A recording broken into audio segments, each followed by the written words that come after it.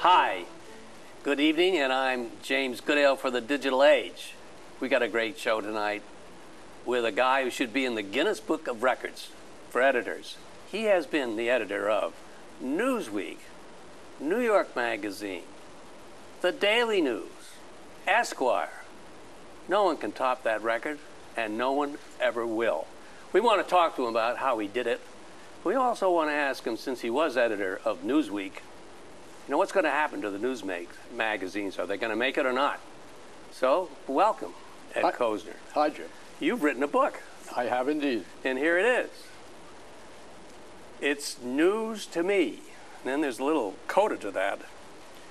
The making and the unmaking of an editor.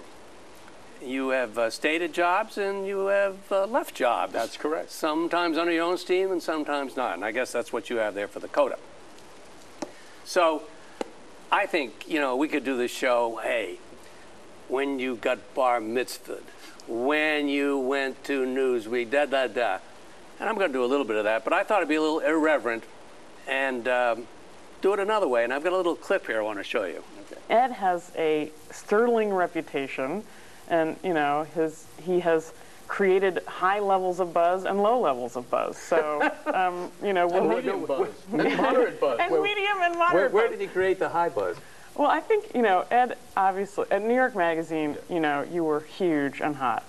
I think Esquire was troubled, and I think the buzz was low, and I don't know if that has a lot to do with Hearst magazines or if it has a lot to do with your stewardship of the magazine, but the buzz levels in your career have varied, as they do in all careers. Well, there's a quick summary of your career. She did it. But that's Alex Kaczynski. Right. At that time, she was the media reporter for the New York Times. Correct. And so I suppose the question to you is, do you agree with the buzz level that she applied? Emphatically. Emphatically, yes. I thought I was very successful, and New York Magazine was very successful when I did it. Newsweek was very successful when I did it. And the Daily News had a good success while we were doing it, particularly because the news, the lowercase news, cooperated so much. Esquire was a fiasco for me. I wasn't suited to do that work, and the magazine had its own problems, and it was not a happy combination. Okay, well, what do we mean by buzz? Would you agree? Two questions. What do we mean by buzz? And two, do you agree with her that the most buzz was at New York, and why? Well, buzz is a concept that was coined by Tina Brown.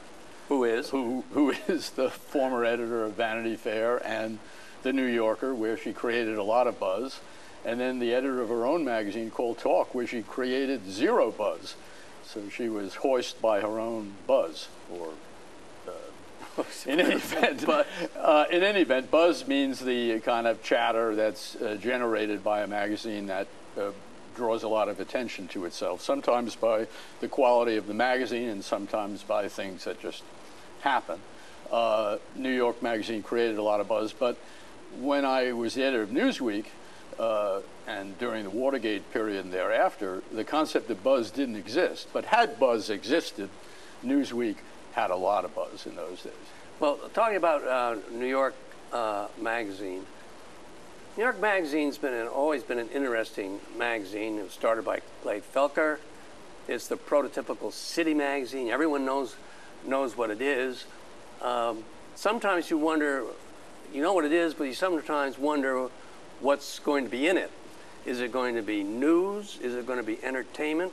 Is it going to be entertainment and news? And if you look at that magazine, is that a news magazine or is that a magazine that provides entertainment? What's the scoop? I used to call it a topical magazine, which meant that it would do the news when the news was appropriate and interesting, but it also found news in subjects like exciting new neighborhoods, new entertainment stars, trends of all sorts.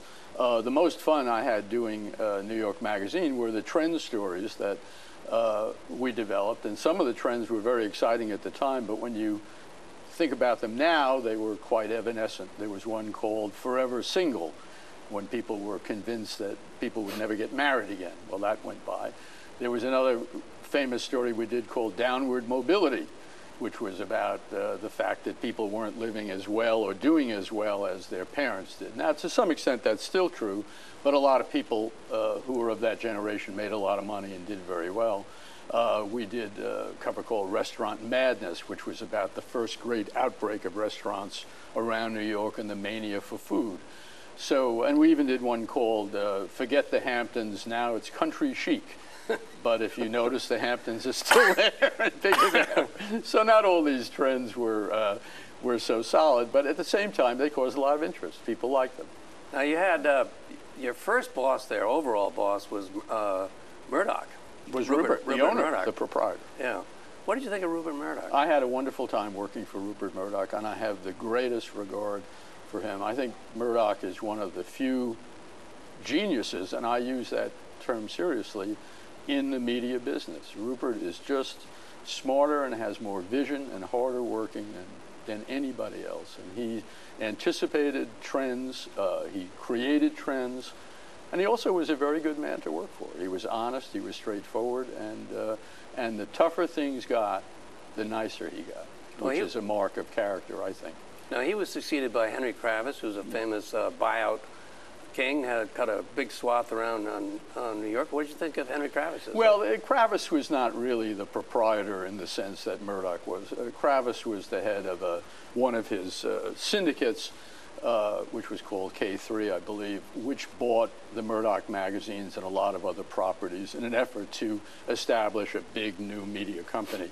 And Kravis was really the money man behind it rather than the operating director, whereas Murdoch really was responsible for his publications. I mean, he read them and he knew what was in them, and if he didn't like something, you heard about it. Now, there's a story in here about Kravis talking to you about trying to kill a story in another magazine, and he'll make a deal if that happens, that some story will go into your magazine. It's a Wall Street trade. How did that go? Well, it didn't go. Oh, it didn't happen. The trade didn't go. There was the Women's Wear Daily, which was run by John Fairchild, who's a true proprietor, wanted to do a story about Kravis and his wife at the time, Carolyn Rome, and about their lavish ways of living. And Henry wasn't keen on it and wanted me to try to intervene with John Fairchild to get John Fairchild to stop. And I told him to call Fairchild himself. So that was the end of that. Who was your worst publisher? The publisher I had the most difficulty with was Mort Zuckerman at the Daily News. And you went to the Daily News after you left Esquire. Yes, there was an intervening year or so, and then I went to work for Mort. And who was your best publisher?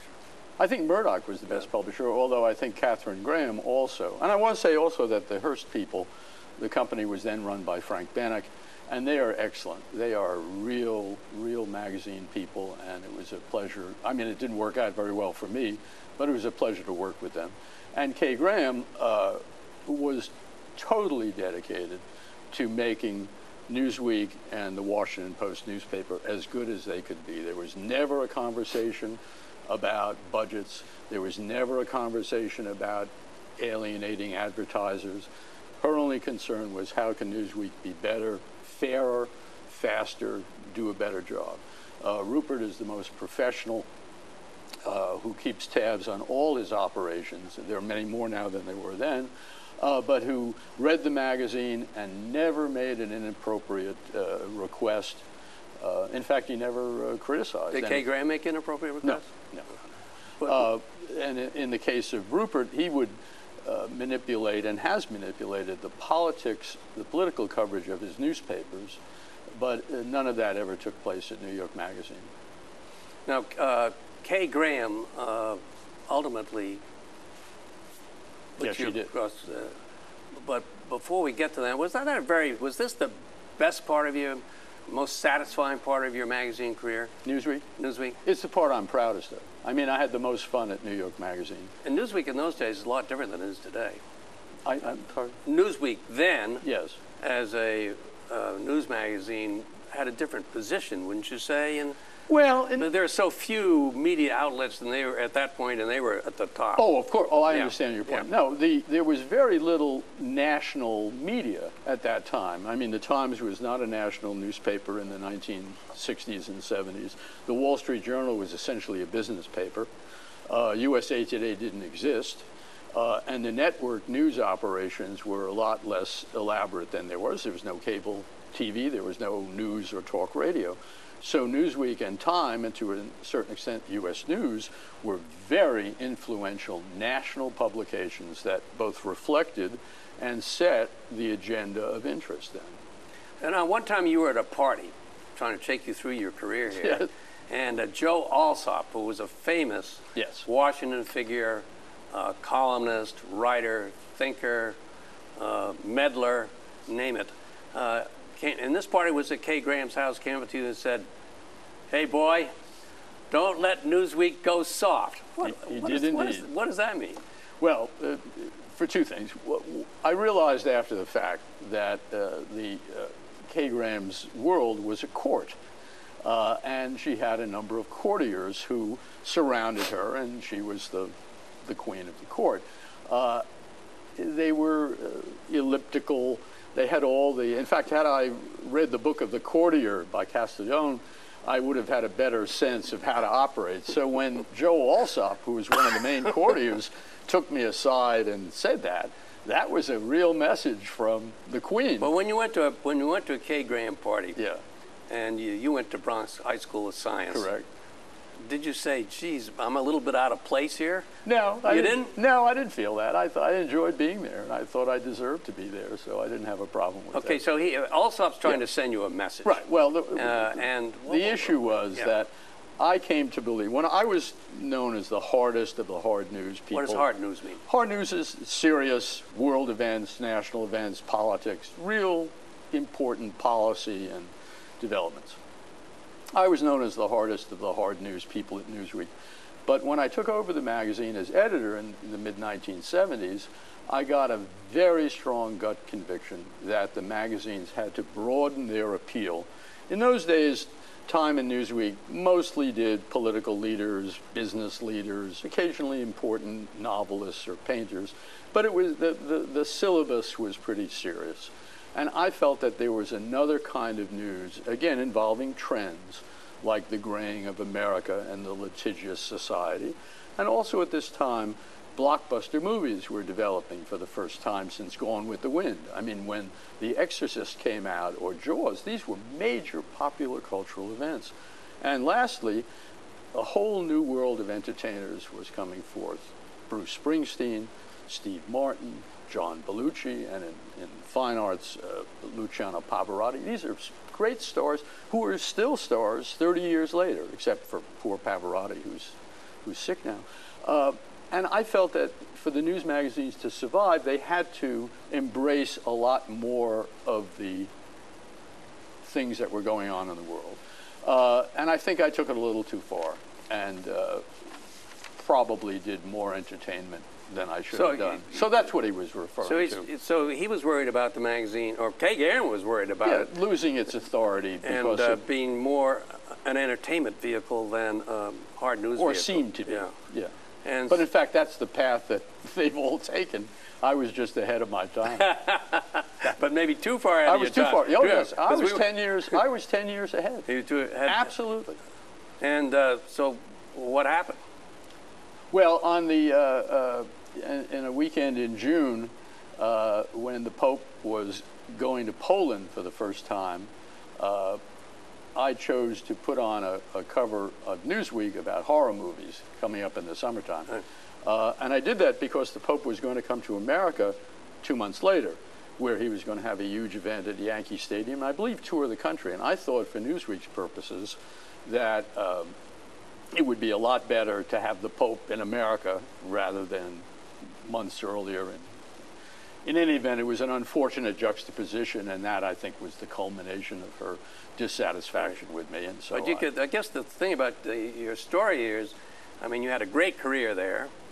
You left. You then had another great career at New York Magazine. Esquire was a bit of a downer, but you covered again yes. on the Daily News. Amazing In fact, she did me a favor, I think, Really? because she opened a whole life to me. You could do a whole lot of things you wouldn't otherwise Yeah, do. otherwise it's like being in the Marines or being on the cops. You know, you live your whole life in this closed society. So it was in retrospect, it was painful at the time, but in retrospect, it was a good thing.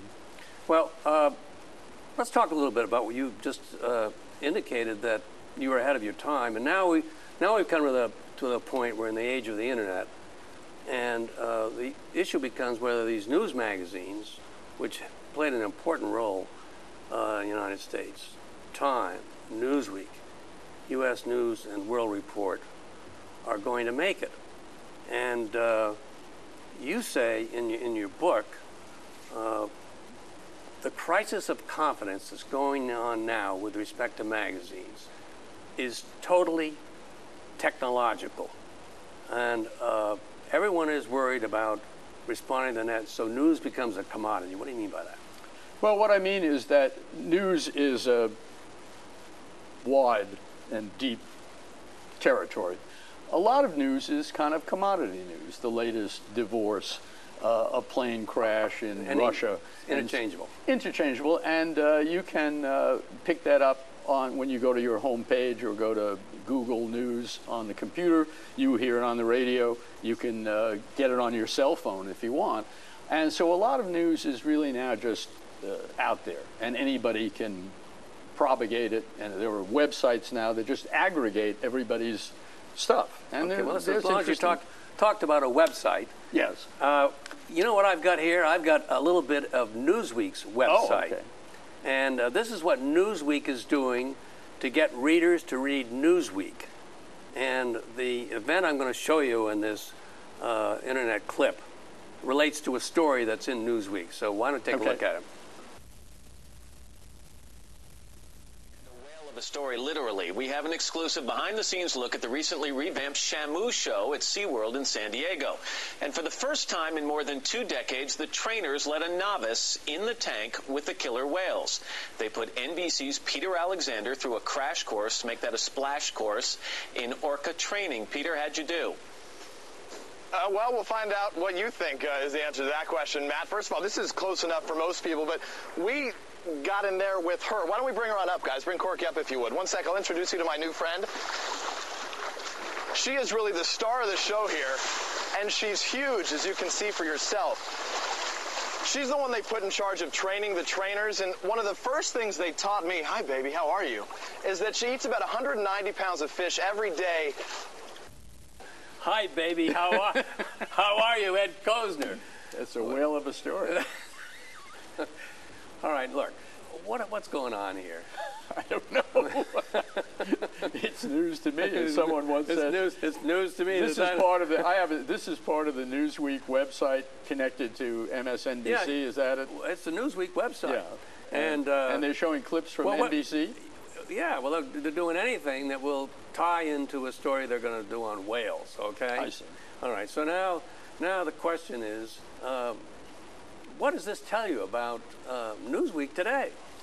Well, it tells me they're being inventive and imaginative, and I don't know whether it's a successful strategy or not. I mean, a lot of my friends are still there, and they're smart people, and they probably have their reasons for doing what they're doing. I don't personally think that that's the direction that news magazines are going to go. But let me make a point. Are going to go or should go? Because Well, they're already going. Well, I mean, ultimately, this is we'll the wind reason. up going. Where this tape idea came from was that recently there was a big story in the Wall Street Journal saying that this is what the news magazines are going to do to save their hide. Yeah. So I saw that story. Let me just make the point that when I went to work at Newsweek in 1963, there were a lot of stories about the death of news magazines and are they going to make it. And every 3 years since then, like clockwork, those stories have appeared. In fact, I ran many of them at New York Magazine when I was written by a former Newsweek senior editor, Ed Diamond. People have been writing off the news magazines forever. And still today, they have a combined circulation of 9 million.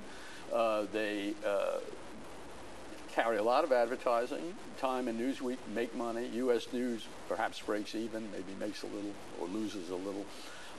So these, the reports of their death have been premature before, but they are facing a real problem. Do you read it? Do you read Newsweek? I look at both Time and Newsweek, but I don't read them. You don't read them? I don't read them. Well, what do you read? I read The Economist. I read The New Yorker. I read the New Yorker Review of Books. I read Vanity Fair. Well, look, and I read newspapers. Look, you're the former editor of Newsweek. Yes.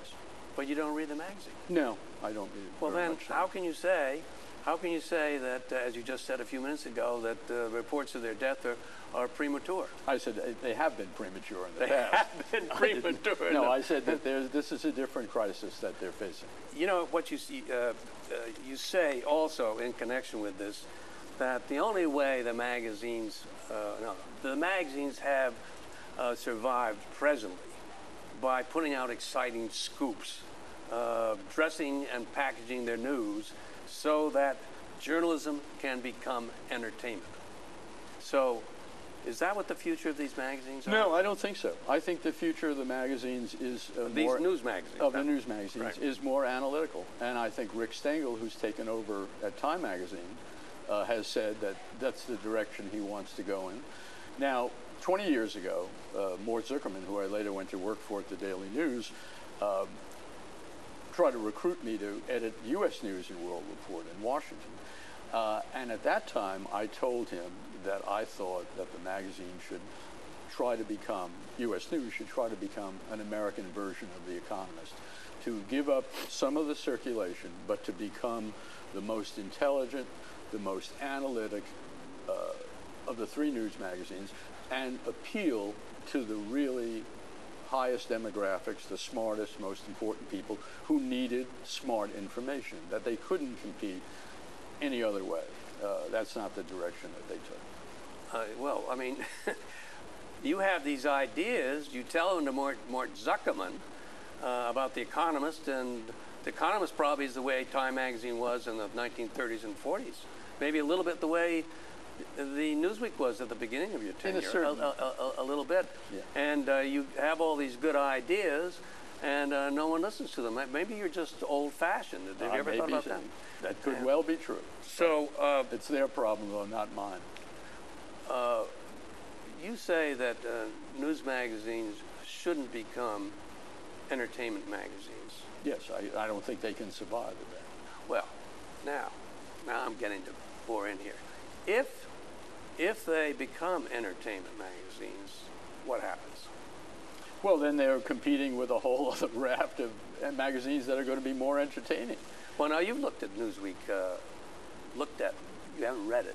You looked No, at. I've read selective articles, but I don't read it regularly and closely every week. Now, when you look at it for the selective articles, my guess would be you probably read the hard news articles. That's correct. And I read a recent survey that the hard news articles in Newsweek are about 15% of the total. That may be so. I mean, I haven't done that kind of an accounting as I read through it. No, I think that if you're competing with People magazine and In Style and Vanity Fair and the rest, it's a lost cause. A news magazine will never be as entertaining as Vanity Fair, and it will never be as distracting as People magazine. So I wouldn't go that way. No, but it seems like, adding up the totals here, we have 85% of the news magazines are not hard news anymore. They're running videos on the websites, which are pure entertainment. I mean, if you were the editor of Newsweek, I suppose you'd have to look at the videos and have something to say about them. So now you're in a position of combining the print and the videos. Where is this all going to end at? Well, remember this. Both Newsweek and Time have new editors. John Meacham is taking over Newsweek next week, I think, and Rick Stengel has taken over Time. They're both very smart guys. John Meacham has written 2 or 3 quite important books. Stengel is a very accomplished guy.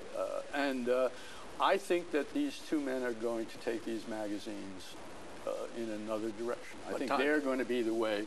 They're going to lead the magazines back Or you think they're going to lead it back? Back to harder stuff.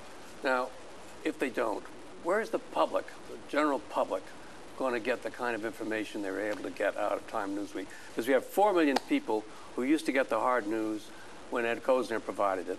Well, and the big problem is that if the newspaper news gathering atrophies as the papers are, in America, the dirty little secret is real reporting is done by the newspapers, the Associated Press, the news magazines, and a little smattering of other stuff.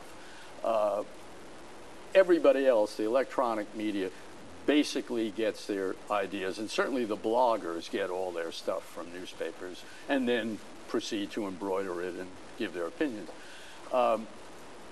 If this news gathering atrophies, then everybody's going to be short of hard news, not only readers of Time and Newsweek.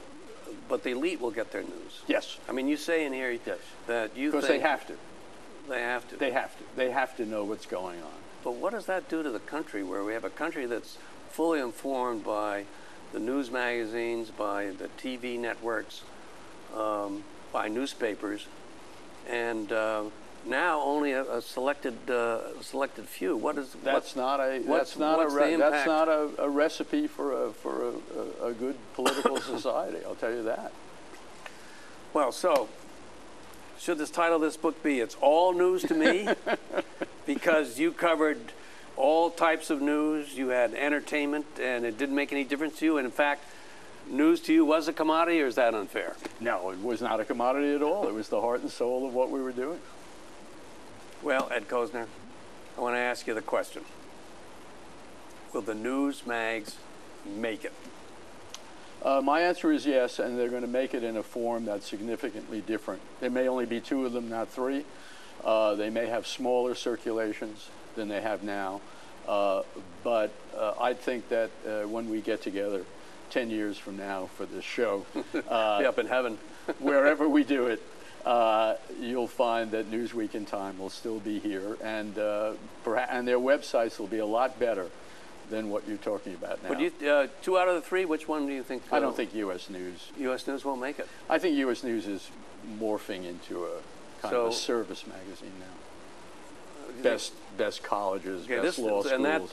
And that was run by Mort Zuckerman, yes. So he's got a problem with that. And I think he does have a problem with U.S. News, and they cut it back extensively. Ed Kosner. Thank you, Jim. Thank you very much for stopping by. And thank you for stopping by for the Digital Age. I'm James Goodale. Come back next week and learn more about the digital age. Good night.